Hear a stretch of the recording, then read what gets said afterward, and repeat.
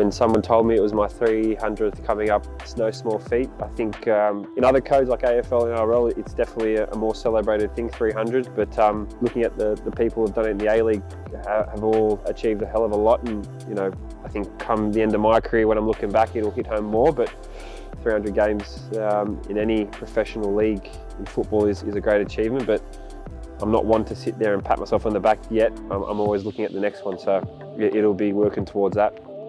When it came to City, I was overseas at the time, and coming back to Australia was the best thing for the family and I. I signed a 4-year deal, which at that time in the A-League was a little bit unheard of because of the extent of and the length of the contract, so that put me in a good stead, but it was just about timing of my life where I really wanted to plant the seed of where I think I could finish my career essentially, and maybe start a new chapter after my career. Throughout the years, there's always been a constant want to compete and win things, and that goes with my character.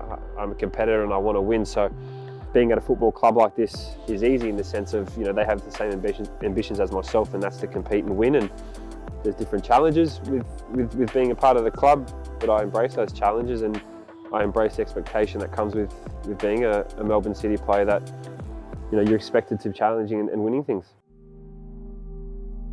Throughout the years, there's been ups and downs. Downs being losing against Newcastle Jets, obviously the grand final against Western United, and then on the flip side, Central Coast to win the premiership, and then the VAR intervening with the last minute was nail-biting stuff. Winning the grand final was fantastic. Scott Jamieson sends the keeper the wrong way, and the captain puts his side on top. To have that triumphant night and be a part of celebrations, not just as players but as people from all parts of the organisation was really special, and then even more so to celebrate it with my family and my son and my partner. Had it been a normal world, I would have played the grand final in Sydney against Sydney FC at that time, or I would have had to spend 2 weeks quarantine in Victoria, and ultimately would have missed the berth. On the family side and I guess the life side, it was never a second thought.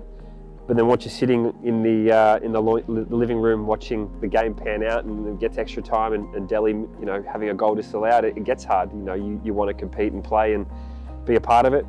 But it was a choice I made, and a choice I certainly wholeheartedly do not regret.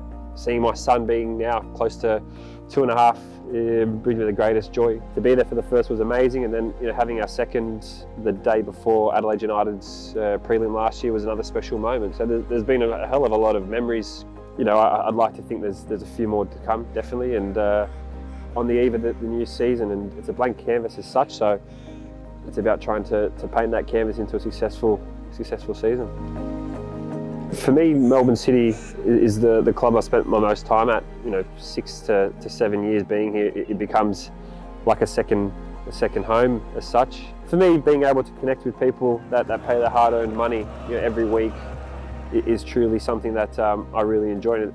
Being on that night against Sydney FC when we won it, seeing the joy of their faces, really hit home that this club means a lot to me and my family, and gave me an opportunity to repay them every day, not just whether it's trophies or not, but every day in trying to make the club better.